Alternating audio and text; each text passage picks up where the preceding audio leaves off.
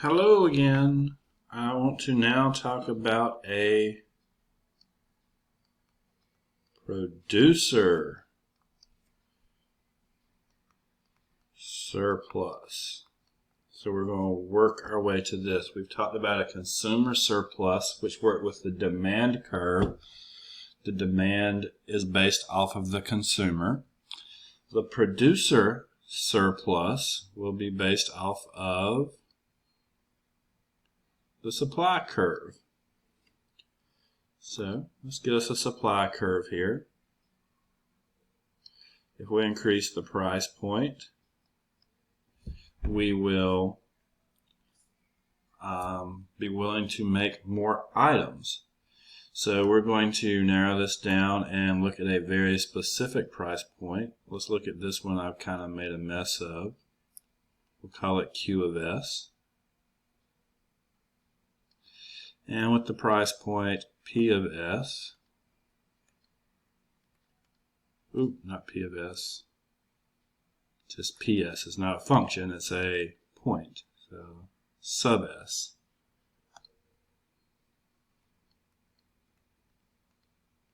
And let's go back and make sure we call this function we have the supply of Q.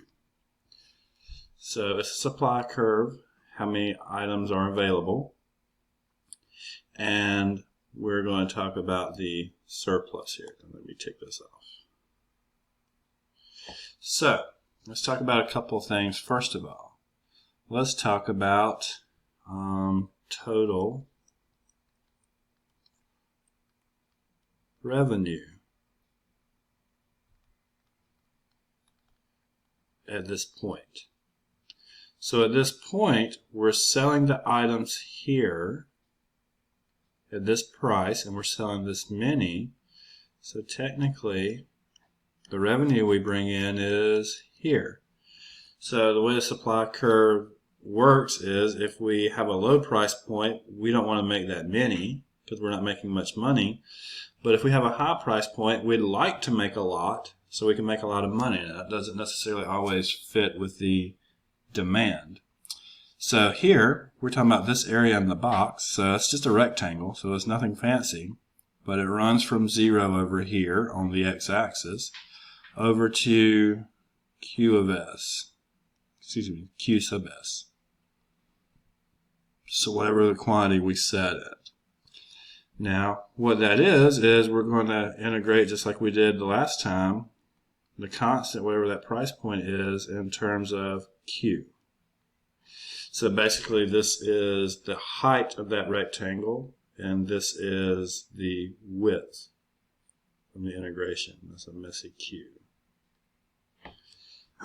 So that's how much money the producer brings in. So they were willing to sell a few items at a low price point, but because they're selling more items at the same price point, they're catching a little bit extra here. So let's talk about two things. Let's redraw the curve first.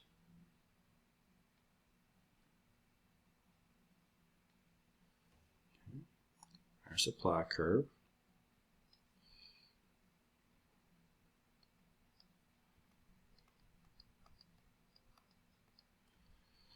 Okay, let's put our point in because we want to talk about it. Q sub S,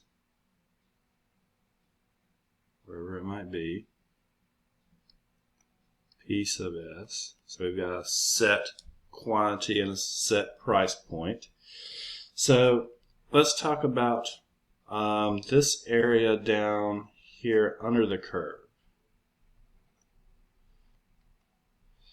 So what we have here is a needed producer revenue.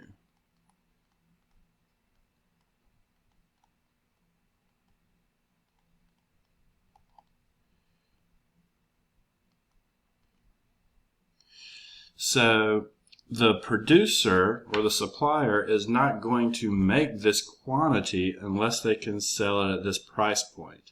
So they were going to pull in all this revenue that is under the original green rectangle. Okay, they're going to pull in this amount that we would have already calculated, the total revenue, to they're going to pull in that much to make sure that they cover the total revenue, but this is all that was required of them down here. So they needed a little bit of money to make few items, and then as they start making more items, it has to be encouraged that they're going to sell them at a higher price point. So basically the first person over here that buys one would get it really cheap, and then each additional one we sell, the price is going up. We'd be happy about that. But to kind of make that work, once again we're running that from the x-axis out to Q sub S, and that's just going to be the area under the curve, okay, which we've seen before. So that's what we would need to be able to bring in to sell it at that point. Okay. Now, because these people over here are now paying that higher price point, we're getting extra money. So let's see what that looks like. So let's come over and let's draw our last curve for this. Okay.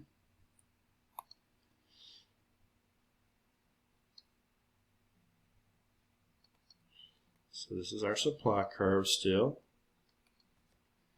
And we said that we've decided to have this many that we can sell at this price point, P sub S. So what we're seeing here is that this money up here is money that, as a supplier or a producer, we did not really have to get to encourage us to make this many items. Okay. It's actually that we would have sold less items at a cheaper price, but now that we've raised the price, we've actually picked up some extra revenue here. So this is the revenue surplus. This is extra for us. So I'm going to slide this over so I have room to write. But it is only the difference between this straight line, which is the top curve, minus the blue curve on the bottom. So it's just the area between two curves. So the surplus would be above that supply curve. So we still have the same bounds, but we're going to do that between P sub S, which is an actual number, it's an actual quantity, minus whatever the supply curve is. And that would be integrated in terms of Q. So basically, the P sub S gives us the total revenue, which is the area in the rectangle. We're subtracting off what's required to get us to do this, okay, which is the area under the blue curve. So anything in between there that I've got shaded here is a surplus for the producer, the supplier.